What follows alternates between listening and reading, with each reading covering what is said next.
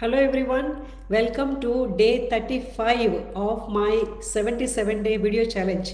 Today I am going to share with you all one of my most favorite productivity tool, which I also consider as one of the best tools available on our smartphones. Let's see what it is all about. Sometime or the other, we might have used some kind of mechanisms to note down our thoughts, note down our to-do lists, and to note down our gratitude journals, or just any new ideas, any of those sort of things. Maybe we might have used notepads for the to-do list and different mediums to note down all these things in our life. Even years back I used to do I used to use this kind of multiple books kind of thing. So one is maybe the notepads for my to-do list, and maybe a beautiful diaries for our planning for the entire year, with whatever I want to accomplish in that year, and then maybe beautiful bounded notebooks with colorful pictures on top for my notes or thoughts or feelings or some things like that. So different things I used to maintain. That is years back. But then after a few years, or just few years back, I came across this wonderful app on our smartphones. That is nothing but the Evernote app. I know most of you might be using it, but it is very simple, but I feel it is very profound, and it helps me enormously to track my whatever I'm doing, and so many things so many different kind of things I maintain in that particular Evernote. And today in this video I would like to share with you all those things. So there are notebooks in the Evernote. You kind of create a notebook, and inside that notebooks you can have again multiple notes or something like that. So I have kind of a 6 notebooks what I maintain in that Evernote app. So the first one is pretty much my goals, like the purpose, vision.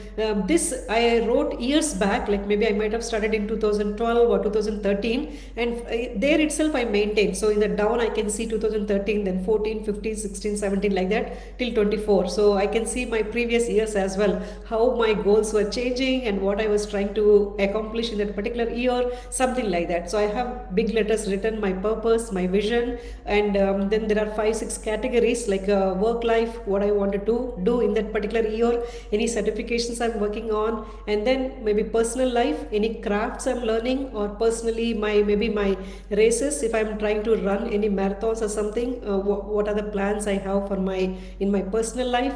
And then family, friends, what are the things I have planned with them, or any traveling is coming up, those kind of things go into my family and friends. And then maybe leisure activities, and then maybe traveling, something, or community, what are the activities I planned for community service or some things like that. So they all go into my purpose and vision notebook. I also have something called Big Six. Each and every year at the start of the year I write those 6 things to make my year successful. Like if I do the 6 things in that year, I will consider that is my year or a successful year. So like that I have that purpose and vision notebook. That is my first one. And then the second one is all about new ideas. So every day we might come up with so many ideas, right? So we meet some people, and then we go out somewhere, or we see something, we read something, and we come across and we feel like, oh, that is something what I wanted to do, or that must be a very good idea or great idea, something like that. But we know if we don't put them down on a paper, in a split of a second that thought is gone, right? So if I don't have my phone with me, I'll try to put it on a paper, or maybe that is simple, whatever is available with me, I'll try to note it down. But then I'll make sure at the end of the day, as soon as I have my phone, or I will put it in my new ideas notebook. Many times, like sometimes if I am looking for some things I want to start doing, or if I want to find something, I'll refer this new ideas notebook. And there were so many projects which I have noted down, and then I might have continued them maybe in the later year, something like that. That is my new ideas notebook. And then I have success journal.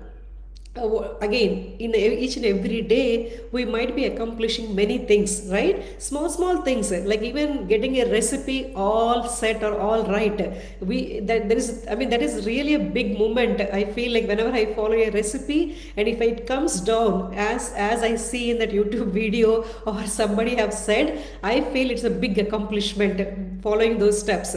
Or as simple things, very simple things, whichever we consider them as our success or our big accomplishment, I'll put them into success journal. And this success journal is not only just noting them down, this really helps me when I'm feeling down as well, or when I'm having some negative emotion, or maybe I'm feeling a little upset or maybe disappointed about something, or in those moments, this is one of my tools. Like I go back and look into my success journal and see, just get my that positiveness or maybe happiness from seeing those notes, like okay, I have done something or I achieved before, so things will move on, that moments will pass on. So that is my deriving strength from that past successes, so that we can move on with our present, whatever is we are going through that time.